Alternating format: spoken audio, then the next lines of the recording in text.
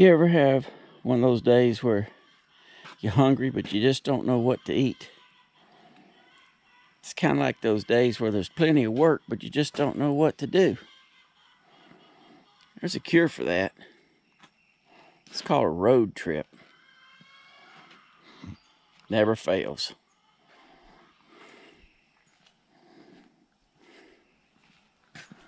Don't forget, grab the saw,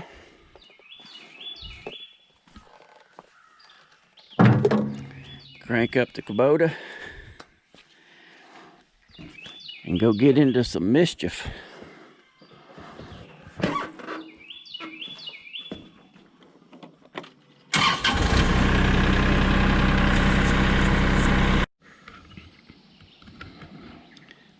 Well, there's a lot of mayhem here for sure. I just don't see nothing that appeals to me.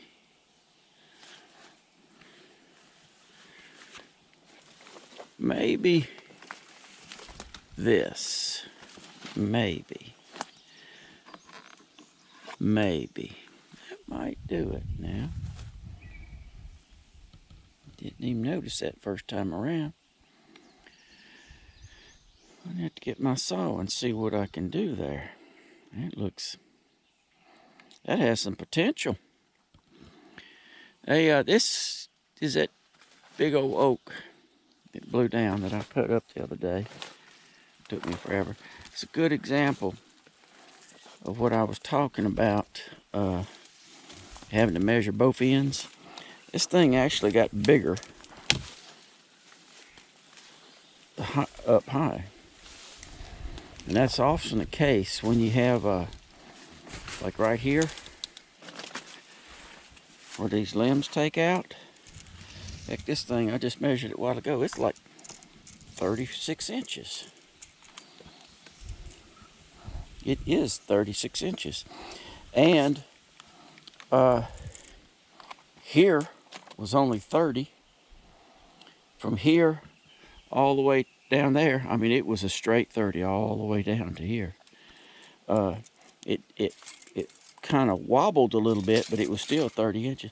But the minute you get out here, where these limbs start, it just kind of beefs up. It's 30 right here too. But the minute you get on the other side here,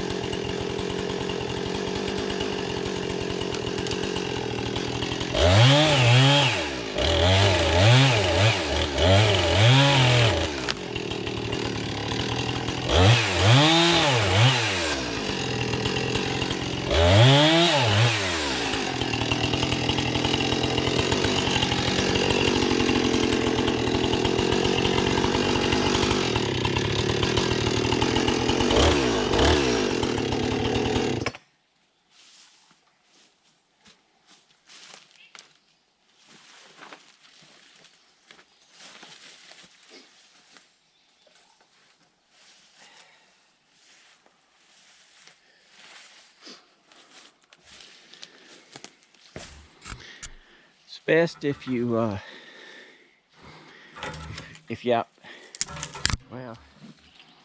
there's just no reason to be out here by yourself.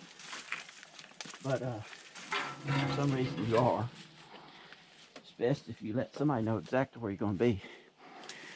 Because it don't take much of a stick to get you pinned up. And when you start cutting things like that, you can see it's kind of snaggled there, broke there, leveraged in the ground there, and all those limbs out.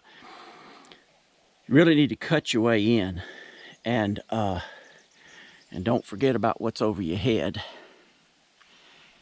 You need to cut your way in and take your time, because it doesn't take much. One of those things, you could easily pick it up. I mean, those pieces of wood there, I wouldn't say they weighed 200 pounds. You could easily pick it up. But sometimes, if it rolls on your leg the right way, 200 pounds, you're not getting it off.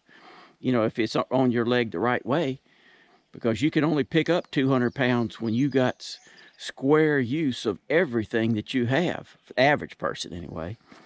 I mean, you have to be able to go up there, walk up there and grab it the way you want it. If that thing would be to roll over on you, you're grabbing it the way it rolled over on you.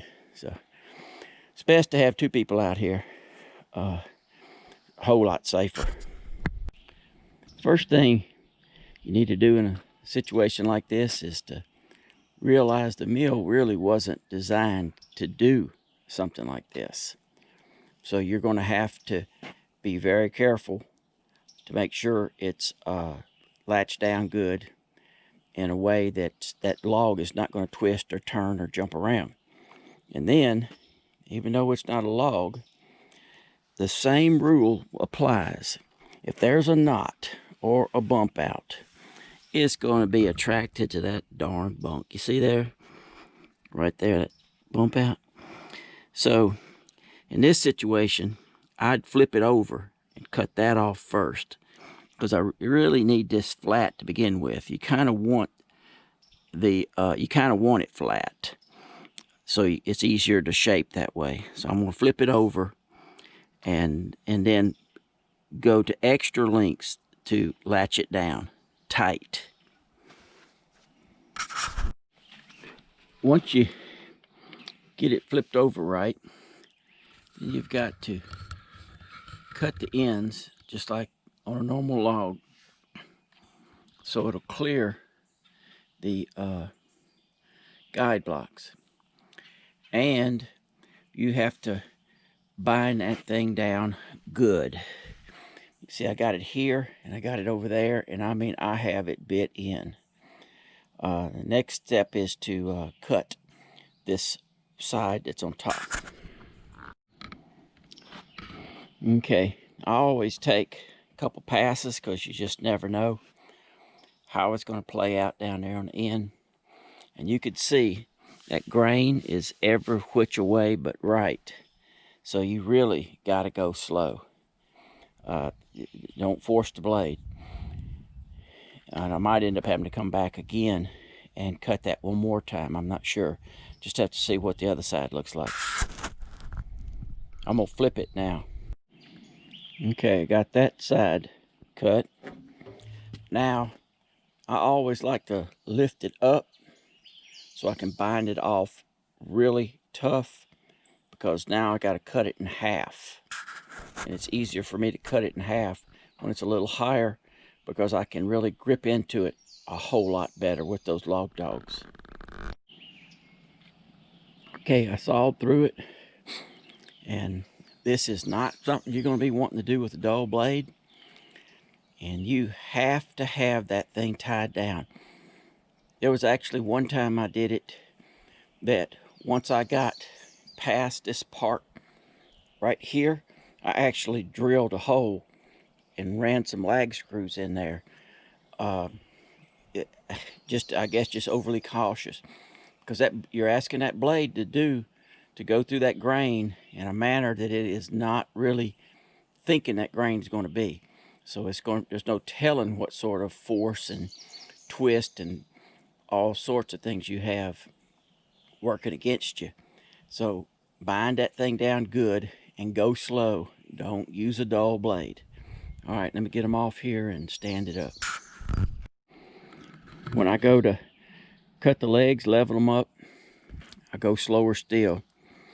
And I'm almost positive you didn't notice, But on all the Log Dog outfits, every one, this part is on the right hand side, except for one, except for this one. It's on this side.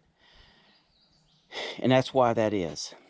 This little area here, you can see how short it is. This is where I do all my short work. So this is set up for short work. So if I put a piece, just say a piece of cherry 3 foot long and 3 foot, no, not 4 foot, 3 foot, it'll fit across there. I could bite it twice. If I make these little bench setups, I can put them almost always. It's maybe I'll go an inch more sometimes, but this sets right here, and it lines up where it will bite in real good, square, and I mean I really pinch it in there, and then I ratchet strap it down again on the bottom. So it's pretty much, I'm not going to cut it if I think it's going to wobble or come loose. I won't do it. It ain't worth it to me. Now I'll flip it over. Oh, and now I'll take that back. Now I'll put the other one on here, cut it, so they'll both be the same, and then I'll flip them over and I'll cut the tops, and then that way they'll both be the same. Cutting both of these at the same time assures the fact that I'll be square to my floor with my top. On this one, I actually drove that other piece of wood in there just to tighten it up super duper tight. And one other thing to think about, you do not have to run that mill wide open. You can go up there and go half throttle or quarter throttle. You're just going to have to go a little slower. And when I'm going through there, something like that, that sawmill's not running wide open. I don't know how fast it is as far as quarter and all like that, because we got no way of knowing. But I'd say maybe somewhere between a quarter and a half. But I'm just easing through. And in that way, if something goes wrong, there's not all that torque and everything behind it. And now that the bottom parts are square, set it in there again. Ratchet it down good, tight. Go slow when you go through. And you can cut the tops. So plane wise, everything should be on the same plane. And this is what you end up with, or can end up with. And the fact that this back here is a little bit more vertical. This here is kind of more bowed out. Allows you to put your cross piece right there, and then your flat piece for like a shelf. You know, I'm talking about down here now. Vertical, flat, just to support it, you know, sideways. And then you can put your top on here, across here, bolt it down, lag it down. This is a dead tree, but it's still wet. So if you drilled through, cut your top, drilled through, you could drive dry pegs in there and it would shrink down on it. You could do the same thing with your little back area there, little supports. And in that way, if, just say for instance, you wanted to pull a chair in here, this is way out. So you know, you can kind of get up underneath it, so to speak, with your knees, and not be a little bit more comfortable, in other words. But I'd still put lag screws in it. I'd probably countersink them, countersink the holes, run lag screws through there, and then I'd take some dry cherry dowels or something, you know, just a little piece, bang it in right there and kind of clean it off. And the lag screws in would kind of look like wooden pegs. And you could do the same thing up here on your top, countersink your lag screw, and just take you a short piece of cherry or some kind of wood and drive it down in there. And as this oak dries, and it's going to dry, your top piece dries, it's going to clamp down on that cherry little dowel pin. You could put some glue on it too if you want to, but you probably don't need it. It's probably going to shrink around there and you won't never get it off. That's it. Now I guess it's just me and the lizard there. Gotta get all this cleaned up. I got no excuse now. My playing's over.